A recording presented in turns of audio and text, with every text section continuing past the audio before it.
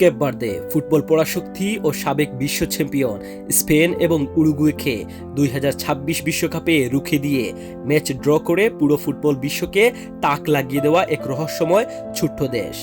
আফ্রিকার উপকূল থেকে প্রায় 600 কিলোমিটার দূরে আটলান্টিক মহাসাগরের মাঝে লুকিয়ে থাকা এই দ্বীপটি এতই ছোট যে পৃথিবীর বহু মানুষ এর নাম পর্যন্ত শুনেনি। আটলান্টিক মহাসাগরের ঠিক মাঝখানে আফ্রিকার মূল ভূখণ্ড থেকে শত শত মাইল দূরে লুকিয়ে আছে 10টি রহস্যময় দ্বীপ। এমন এক দেশ 1400 সাল পর্যন্ত মানচিত্রে যার কোনো অস্তিত্বই ছিল না, যেখানে কোনো আদিবাসী ছিল না কোনো মানুষের কোলাহল। অথচ আজ এই জনমানবহীন পাথুরে দ্বীপগুলোই হয়ে উঠেছে পৃথিবীর অন্যতম সুখী আর অদ্ভুত এক জাতির ঠিকানা।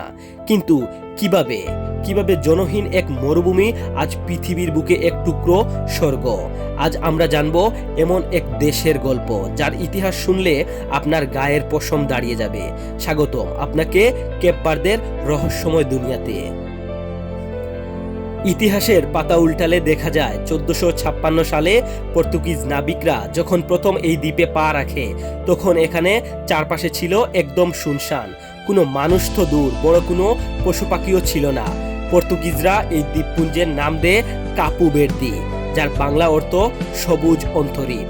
কিন্তু এই সুন্দরের আড়ালেই লুকিয়েছিল এক ভয়ঙ্কর অন্ধকার অধ্যায়। পর্তুগিজরা বুঝতে পারল ইউরোপ, আফ্রিকায় আর আমেরিকার ঠিক মাঝখানে হওয়ায় এই দ্বীপটি দাস ব্যবসার জন্য একটি পারফেক্ট ট্রানজিট পয়েন্ট। এরপর শুরু হলো মানব ইতিহাসের অন্যতম নিষ্ঠুর ব্যবসা। আফ্রিকা থেকে হাজার হাজার মানুষকে ধরে এনে এই দ্বীপে বন্দি রাখা হয় এবং এখান থেকেই তাদের জাহাজে করে পাচার করা হতো ইউরোপ আর আমেরিকায়। শত শত বছর ধরে চলা এই অত্যাচার আর রক্তের উপর দাঁড়িয়েই আস্তে আস্তে গড়ে ওঠে এই দেশের জনসংখ্যা। কিন্তু এই দাস প্রথাই এই দ্বীপকে দিল এক অদ্ভুত উপহার। শত বছর ধরে আফ্রিকান দাস এবং পর্তুগিজ মালিকদের সংমিশ্রণে এখানে জন্ম নিল এক সম্পূর্ণ নতুন এক জাতি। এদের বলা হয় ক্রেওল। আপনি যদি আজ কেপ ভার্দেতে যান, আপনি কনফিউজড হয়ে যাবেন। এখানকার মানুষের ডিএনএতে মিশে আছে আফ্রিকার জঙ্গল আর ইউরোপের রাজকীয় রক্ত। এদের গায়ের রং, চোখের মণি আর সংস্কৃতির এই মেলবন্ধন পৃথিবীর আর কোনো দেশে এত নিখুঁতভাবে দেখা যায় না। এমনকি এদেশের ভাষাও আলাদা। পর্তুগিজ আর আফ্রিকান ভাষার মিশ্রণে তৈরি এক অদ্ভুত মিষ্টি ভাষা, যা শুনতে অনেকটা গানের মতো শোনা যায়। 10টি দ্বীপের প্রকৃতি যেন একটি আলাদা পৃথিবী। আপনি যদি শাল দ্বীপে যান, আপনার মনে হবে আপনি সাহারা মরুভূমির মাঝে দাঁড়িয়ে আছেন। চারিদিকে শুধু মাইলের পর মাইল সোনালী বালু আর নোনা জলের হ্রদ। কিন্তু ঠিক তার পাশের দ্বীপ সান্তো আন্তোতে গেলে আপনার মনে হবে আপনি সুইজারল্যান্ডের কোনো পাহাড়ি গ্রামে চলে এসেছেন।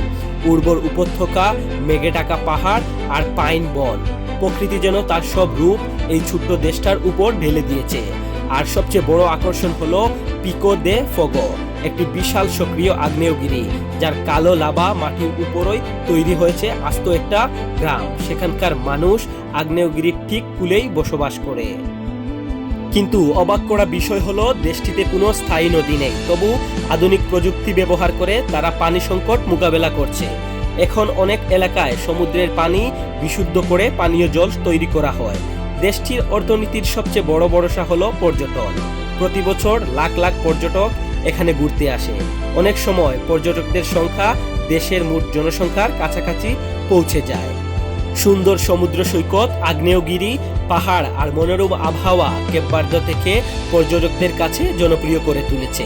আরেকটি অবাক করা তথ্য হলো দেশের অর্থনীতিতে প্রবাসীদের অবদান বিশাল। আমেরিকা, পর্তুগাল, ফ্রান্স, নেদারল্যান্ড সহ বিভিন্ন দেশে থাকা কেপ ভার্দিয়ানরা প্রতি বছর বিপুল পরিমাণ অর্থ দেশে পাঠায়।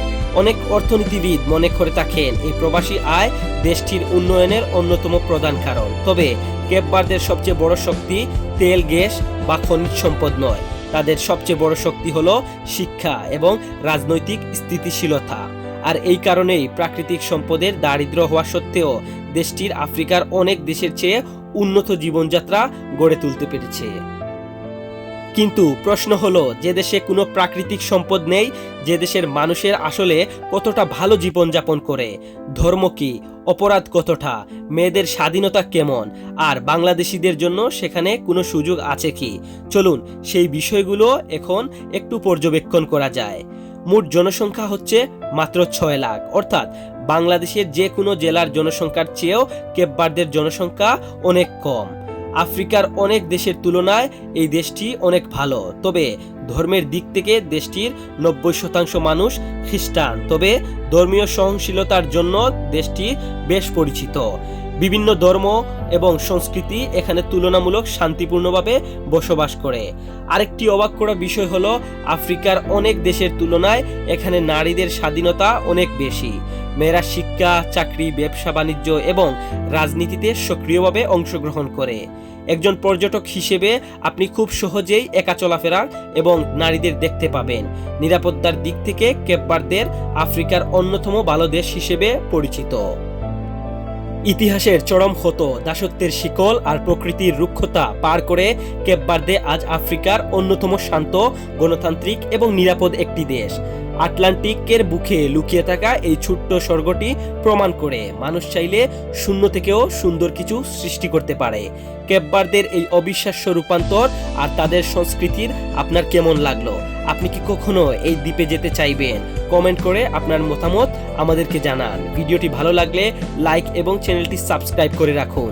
ভুলবেন না। দেখা হচ্ছে নতুন কোনো রহস্যময় ভিডিও নিয়ে।